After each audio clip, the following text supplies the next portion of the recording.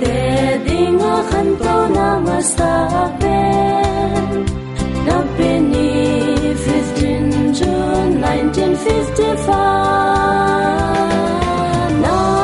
hoi nghe gì có suy liệt nào muốn em đi school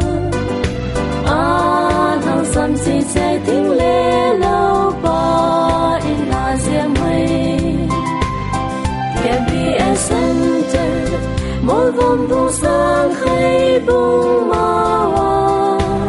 Siri ngoài khiến giang xa tê đi vẫn tô